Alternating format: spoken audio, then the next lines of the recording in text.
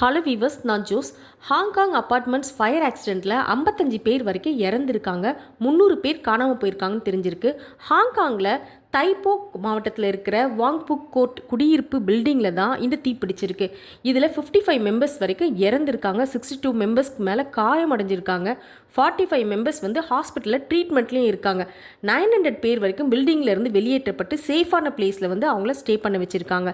என்ன நடந்துச்சு, எதனால் ஹாங்காங்கில் இவ்வளோ பெரிய ஃபயர் ஆக்சிடென்ட் ஆச்சு அப்படின்றத பார்க்கலாம். அங்கெல்லாம் பார்த்திங்கன்னா அடுக்குமாடி குடியிருப்புகள்லாம் 35, 45, 70 ஃப்ளோர்ஸ்லாம் சர்வசாதாரணமாக இருக்குமா. அங்கெல்லாம் நிறைய அப்படி தான் ஹைட்டான பில்டிங்ஸ் இருக்கும். ஒவ்வொரு அப்பார்ட்மெண்ட் உள்ளேயும் ஸ்கூல், கிளினிக், மார்க்கெட்னு இப்படி எல்லா ஃபெசிலிட்டியோடு தான் அங்கே இருக்கும். ஒரு மினி சிட்டி மாதிரியே இருக்கும் அந்த இடம் பார்த்தா. ஃபயர் ஆக்சிடென்ட் ஏற்பட்ட ஃப்ளாட்டில் மொத்தம் 8 பிளாக்ஸ் கிட்டே இருந்திருக்கு. இதில் 7 பிளாக்ஸில் தீ ஸ்ப்ரெட் ஆகிருக்கு.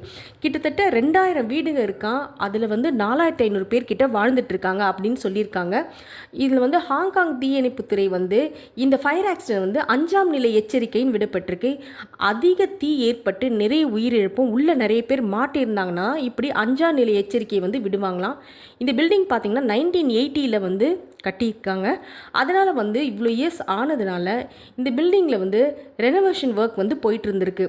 எப்படின்னா அந்த மூங்கில் சாரம் ஒர்க்லாம் போயிட்டு இருந்திருக்கு. அதெல்லாம் கட்டி ஒர்க் நடந்துட்டு இருந்திருக்கு. வெட்னஸ்டே 3 PM போல் தீ பற்றி எரிய அது ஸ்டார்ட் ஆகிருக்கு. அப்படி பற்றி எரிஞ்ச தீ ஃபாஸ்ட்டாக அந்த 7 பிளாக்கும் அப்படியே ஸ்ப்ரெட் ஆகிட்டுருக்கு. இதில் யாரோ சிகரெட்டை பிடிச்சி போட்டு தெரியாமல் அணைக்காமல் போட்டுட்டாங்களா, இல்லைன்னா வெல்டிங் பண்ணும்போது அந்த பில்டிங்க்கு வெல்டிங் ஏதாவது பண்ணும்போது அதில் ஏதாவது தீ விபத்து ஏற்பட்டிருக்கலாம் அப்படின்னு சொல்லப்படுது. இந்த தீயை அணைக்கிறதுக்காக 108 தீயணைப்பு வண்டியும் நிறைய பேர் வந்திருக்காங்க இந்த இடத்துக்கு. ஆம்புலன்ஸ் பார்த்திங்கன்னா கிட்டத்தட்ட 57 ஆம்புலன்ஸ் வந்திருக்கு அப்படின்னு சொல்லியிருக்காங்க. 108 தீயணைப்பு வண்டியும் 57 ஆம்புலன்ஸும் வந்திருக்கு.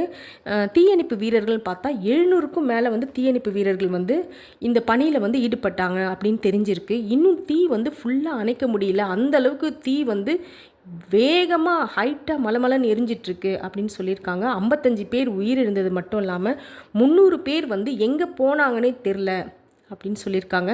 தப்பி வெளியில் போன ஒரு ஃபேமிலியிலையும் 2 பேரில் 3 பேர் காணோன்னு சொல்கிறாங்க.